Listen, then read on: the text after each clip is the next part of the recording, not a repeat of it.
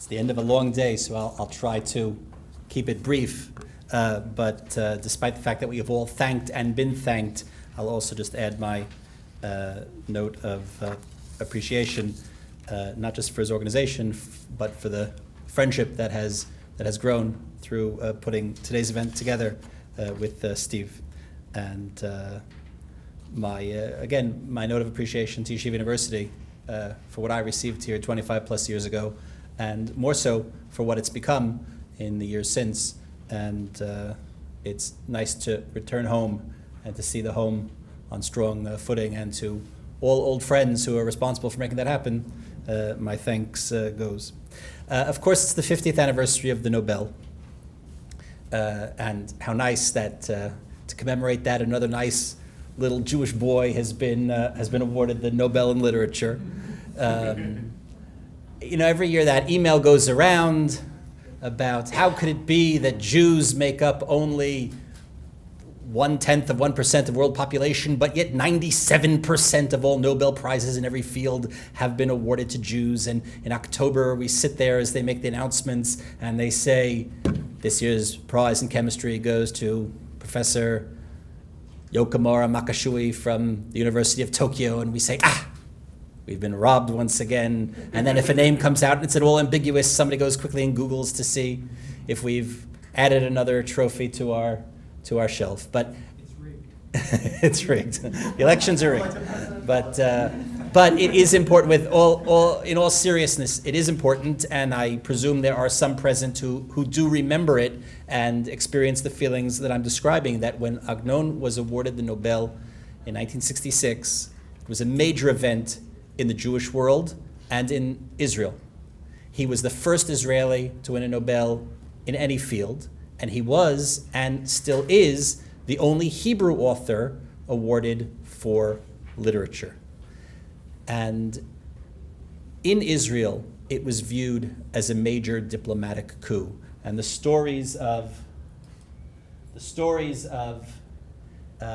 what it meant in the country, Teddy Kollek having this Tfilat Haderech, hand written by a ritual scribe for him to take with him, what it meant for how people felt about Israel. Remember, 1966 is just a blip, a half a blip in time in the historical memory from the Holocaust. And the prize was correctly regarded as an award to the Jewish people, that not only had we physically survived the smokestacks of Auschwitz, but we had reconstituted ourselves as a sovereign nation.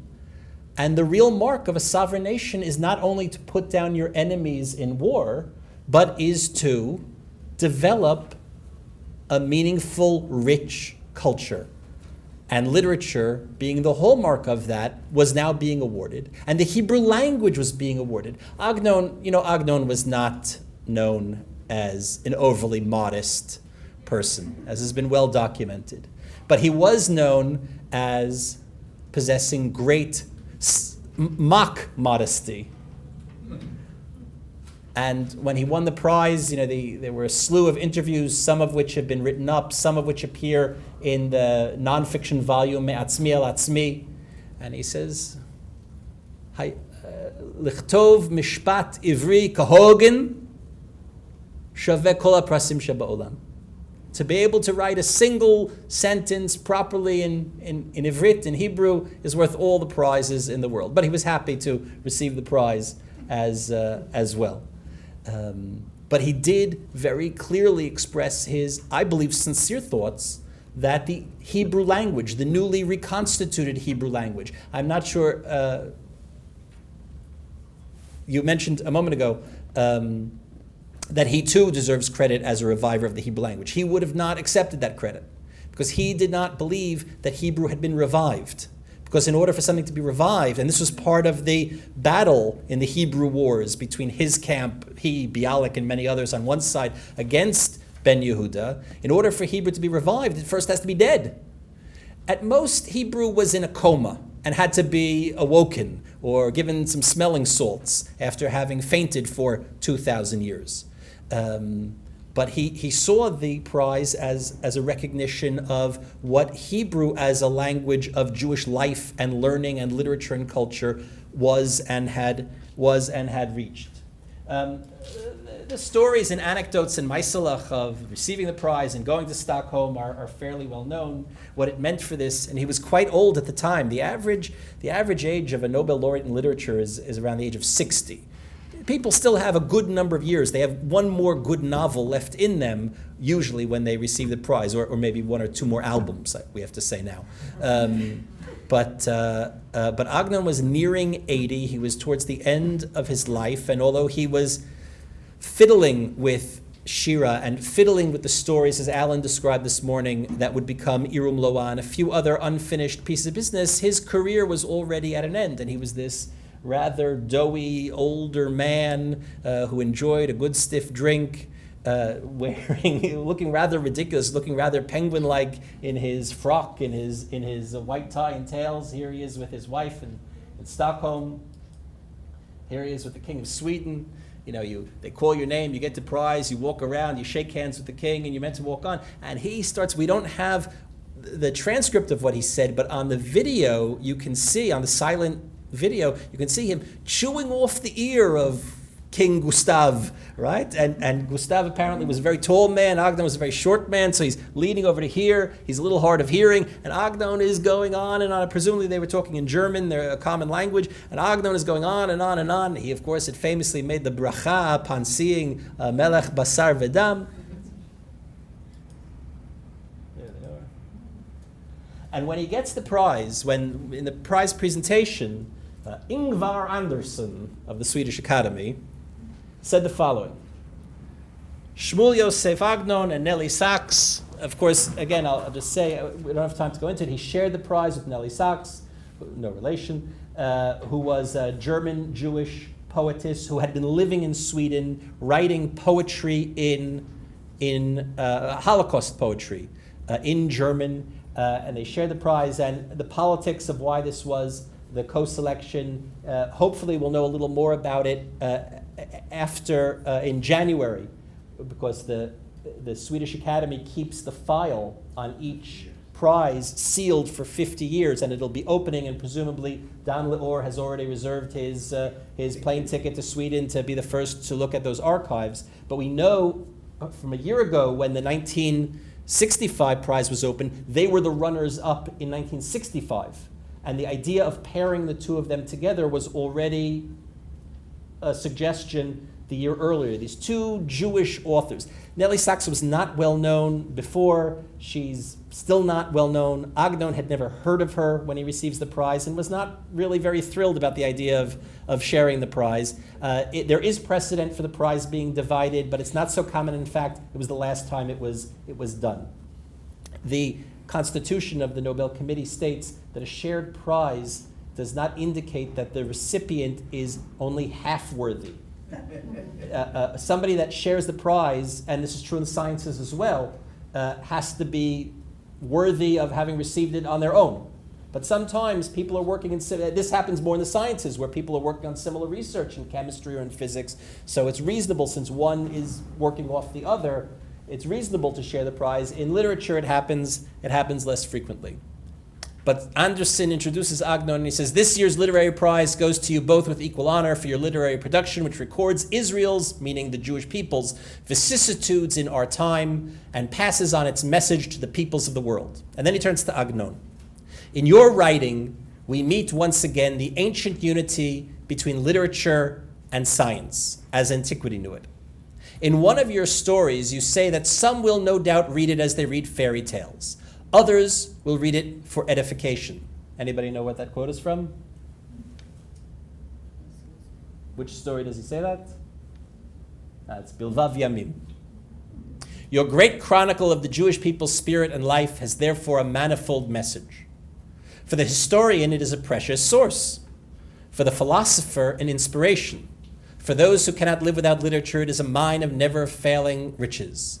We honor in you a combination of tradition and prophecy, there's a pregnant word, of saga and wisdom.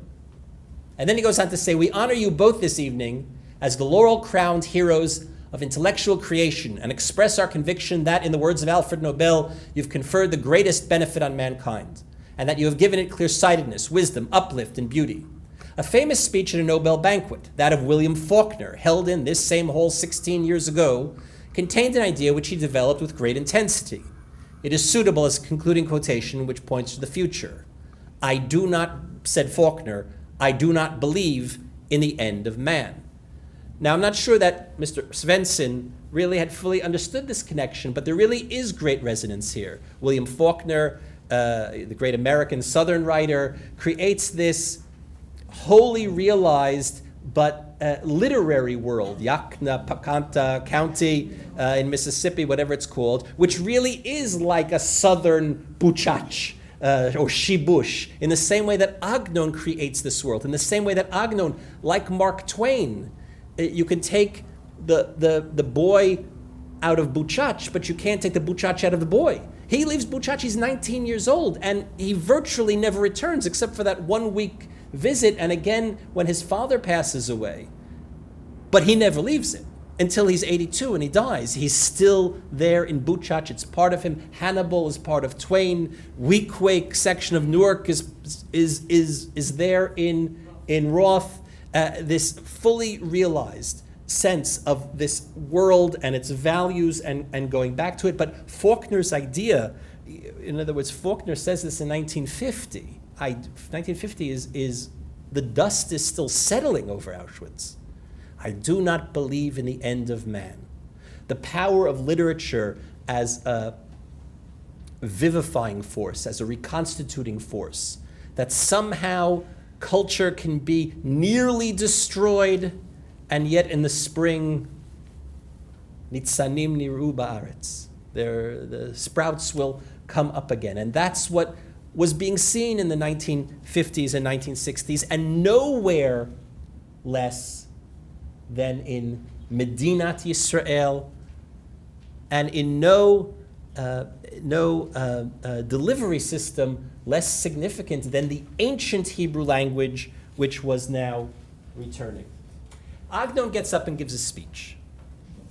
He gives the speech in Hebrew. It was inconceivable that he would do anything else, partially because he was incapable of delivering in any other language besides Yiddish, which would have been equally as non-understandable, or German, which was completely inconceivable that the Israeli Hebrew laureate would get up in 1966 and deliver an acceptance prize in German. Those were the only languages he could speak.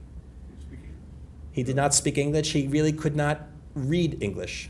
Really, it was just Hebrew and Yiddish, of course, and German was the only foreign language. His mastery of all of world literature, which makes its way into, we talk about his absorption of Hebrew sources, of course. Hachnasat Kala is in certain aspect modeled on Don Quixote, which he would have read in Bialik's Hebrew translation.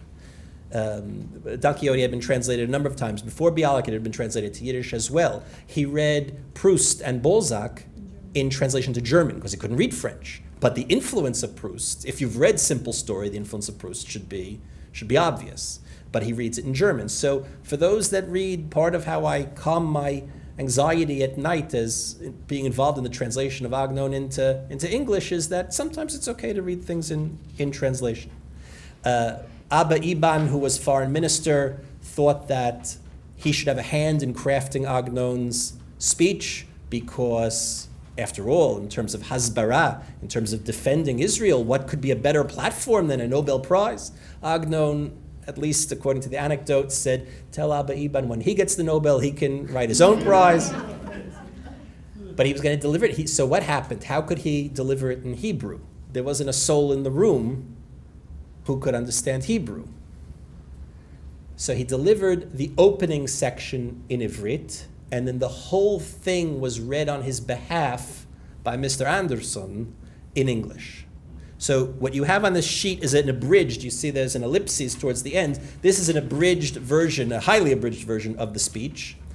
And you see about 3/4 of the way down in parentheses, it says, out of respect for time, the rest of my words will be read in translation only. So from the Reisha until those parentheses, he read in Hebrew, and then the whole thing, beginning to end, was read on his behalf in English.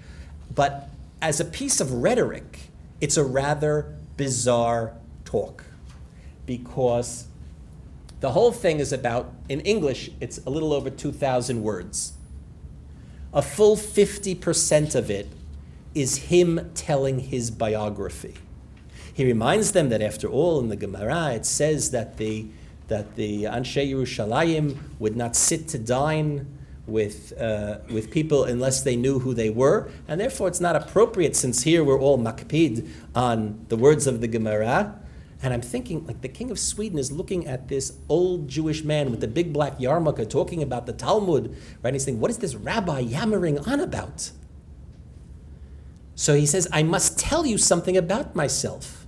And he spends a full half of the speech giving a biography. But anybody that knows anything about Agnon knows that his biography was part of his greatest literary, artistic, fictional creations. Everything about him, from his date of birth to his date of aliyah to his very name, were part of the myth, part of the fable of who Agnon was. We know that he was born in 1887. In the summer of 1887. He said, of course, he was born on Tisha B'Av 1888, which fell out on August 8th that year, 8/8/88. You can quickly Google and see that Tisha B'Av that year did not fall out on August 8th. Neither did it fall out Tisha B'Av on his birthday the year before. He was born around Tisha B'Av in 1887. He fibbed the year of his birth, partially because that had to do with dodging the draft. But the symbolism of having been born on Tisha B'Av for a writer who's possessed by the idea of the relationship of Galut v'Geula is, we can understand why somebody would choose to make up a story about himself in that way. He chooses a pen name from Agunot, right? He literally anchors his name in those notions, but not the agunot of husband and wife, the way we colloquially use the term, but the igun of the Jewish people being chained to our Father in heaven and being distanced from him. Because if we go with the midrashic idea of God and the Jewish people being like husband and wife, this is a marriage which could use a little counseling. God has not divorced us, but maybe we're separated these many years since we left Jerusalem. We are agunot. God has abandoned us. We are the abandoned wife. And these are themes that echo again and again and again throughout his writing. So this biography that he gives, which to the uninitiated may have seemed odd, it may have seemed odd as a rhetorical. If you compare his speech to other Nobel laureate speeches, it's a very different style. But if we think about it carefully, because it's not biography as biography, it's biography as midrash, with a lowercase m, if you will. It's part of the myth of himself, but it really becomes part of the myth, or the legend, I should say, of the Jewish people that he's trying to communicate to King Gustav and the rest of the crowd in Stockholm.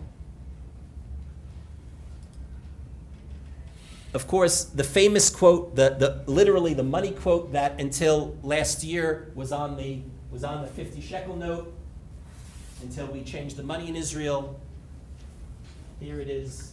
This is the part where Rabbi Glickman will cry, and Avram will be pleased to hear the Glitziana Hebrew.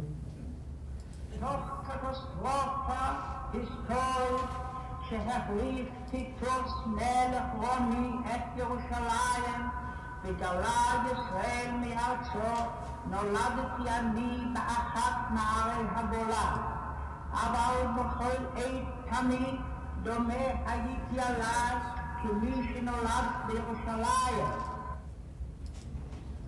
Out of the historic catastrophe, mitoch catastrophe historic, Shechriv Titus Melech Romi at Yerushalayim. How'd I do? It's all right. Because of the historic catastrophe that Titus comes and destroys Jerusalem and kicks out the Jews, I was born in one of the cities of the diaspora. But I always imagined myself as one who was born Nolad b'Yerushalayim. And then he goes on to say, in a dream, in a vision of the night, I saw myself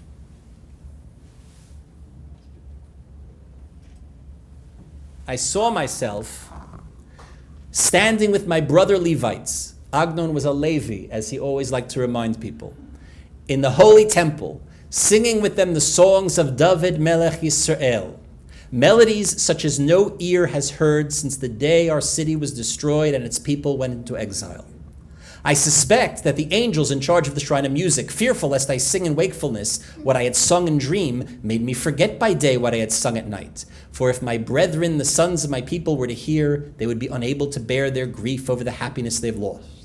To console me for having prevented me from singing with my mouth, they enable me to compose songs in writing.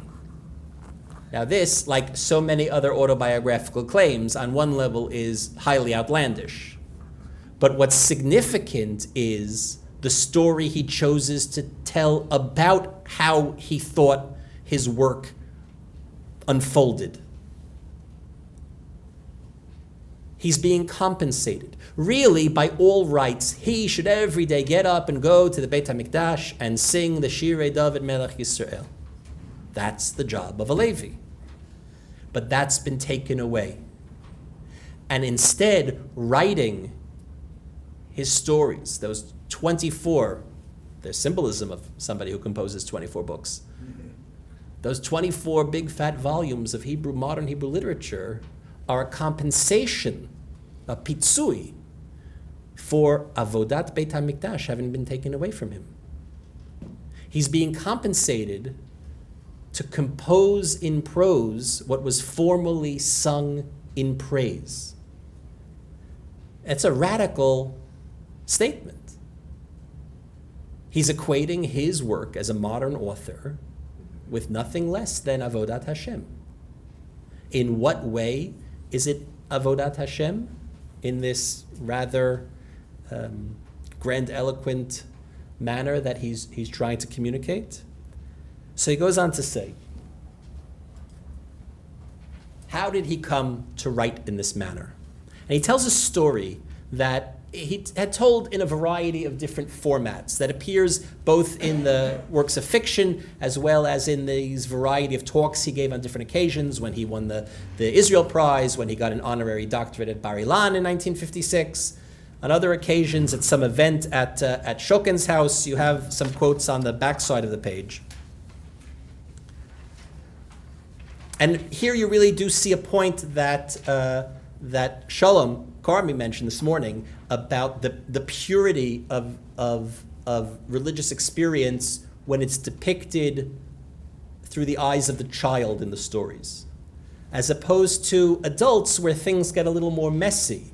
Whenever we see the child in his grandfather's house, the child with the chumash, the child with his sidur, the child receiving his first pair of tefillin, the young boy going off with his father and grandfather, his first memories of going to shul on Yom Kippur, and the grandeur and the splendor of Yom Kippur. So there you really do get it in all of its mystery, in all of its grandeur. So he tells the following story in a variety of ways. He says, I was 5 years old when I wrote my first song. It was out of longing for my father that I wrote it. It happened that my father, of blessed memory, went away on business, and I was overcome with longing for him, and I made a song. In the longer passage from the Bar Ilan speech, he gives richer detail of what his inner life was like. And here's the song. His father, remember, Agnon had learned in Cheder. And he had this very close relationship with this father. His father was a Talmid Chacham, he was a Rav. Apparently he wrote a sefer on the Mishnah Torah, which was one of the things destroyed in the house fire in 1924. Agnon had a very happy, stable childhood. He was the eldest of 5 children. The sun and the moon and the stars in between all revolved around him. He was recognized as an Ilui for his talents, for everything. And the father, who worked in the fur trade, would have to go away a few times a year to the regional fairs to do whatever you did at those regional fairs. And he's so longing and sick for the absence of his father. He comes home in the Bar Ilan speech. In the Bar Ilan speech, it's a little better because as he comes home.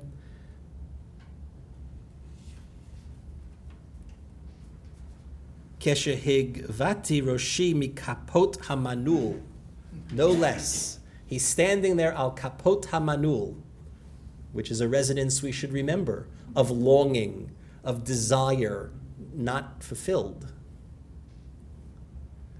And he knows that on the other side of the door, he'll go home and Abba won't be there, Tate won't be there.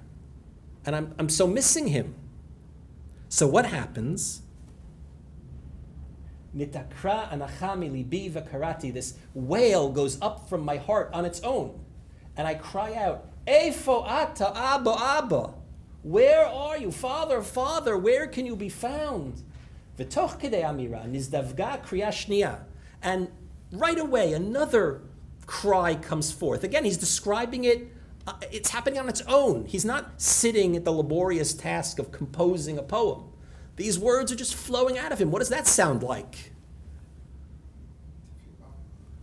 Shira or Nevuah. Tefillah, we have to generate the words. Nevuah, the words come to us on their own. He's not making the claim that he's a Navi, but he's understanding that his readers would maybe hear an echo of something here. Eifo ata Abba, Abba, ohafti otcha ahava rabba. Father, Father, where can you be found? And I who love you with a love so profound. It's not great poetry. He wouldn't get the Nobel for these first two lines. But it's a description of the artist as a young man, the initiation of the artist to his craft, that the art of writing, the art of composing, is one that comes through some kind of nearly divine inspiration, but is also the first and immediate reaction to pain and loss. That the art of writing, at least for Agnon, is a response to suffering, is a response to longing, is about standing al kapot hamanul, at the handles of the lock, and not knowing if your desires will be met. And you don't need to be a great literary scholar to understand that in all of his stories, particularly the stories of childhood, if you read the story Hamitpachat, the kerchief, right, which also features this element of the father going away to the Yarid and the mother sitting by the window, waiting in anticipation for him to return. Because it's not like today. I'm going to leave here. I'm going to go back to Israel, right? I'm going to be on the phone with my wife from the plane. I'm going to get in the car. She's going to be able to see on Waze exactly when I'm going to be parking. My kids will be waiting in the front of the house. Not because they missed me. They want to see what's in the suitcase. But in those days, Abba went off to the Yarid. You didn't know when he was going to come back. Maybe today, maybe tomorrow, maybe, God forbid, something happens, he won't make it.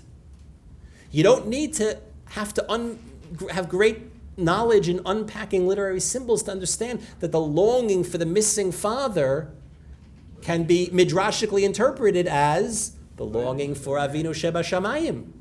And he's able, the multivalences of the story, just like all midrashic writing, to say it means this, and it means that.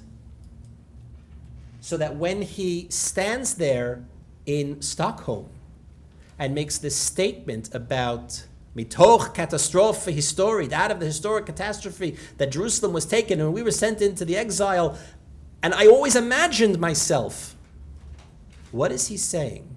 So I believe that very subtly, not in an intertextual way, he's not quoting psukim that would have drawn our attention to this, but in a kind of thematic intertextuality, thematic interconnection, I believe he's drawing our attention to a different time that a Jew talked about singing a song. Tehillim Kuf Lamed Zayin, Al Naharot Bavel. We know the Mizmor. We don't need to go through it carefully together.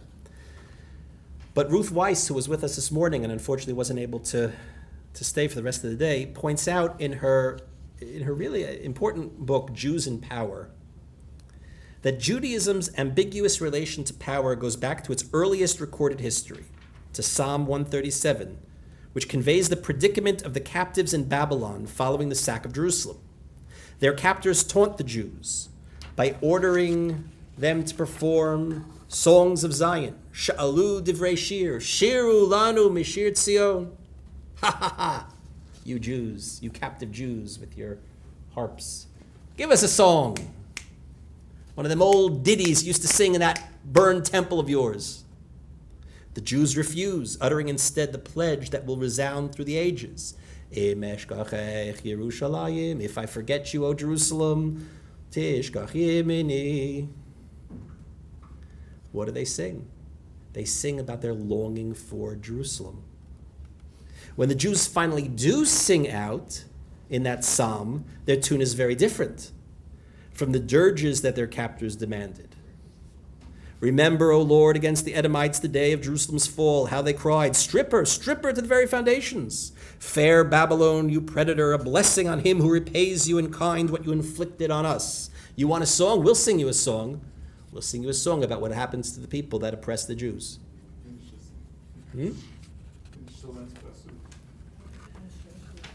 So the Edomites, the generic enemies of Israel, Babylon, the immediate aggressor, rather than crushing the Jews' morale, the scorn of their captors has spiked Jewish anger and stiffened national resolve. For all its rhetorical severity, Psalm 137 does not exhort Jews to take up arms on their own behalf, which was, inconceivable. Assuming full moral responsibility for the violence that war requires, it calls on the Lord to avenge the Jews' defeat and on other nations to repay Babylon in kind. This reflects the historical record. It was the Persians, not the Jews, who defeated the Babylonians, and King Cyrus who allowed the Jews to return to Jerusalem to rebuild the temple, thereby inspiring Isaiah's reference to him as the Lord's anointed, the messenger of God's will, God's hand, not the soldiering of Israel, is credited with the Jews' political recovery. So here's Agnon. It's 1966. He's standing in Europe, Stockholm, not Berlin, but Buchach.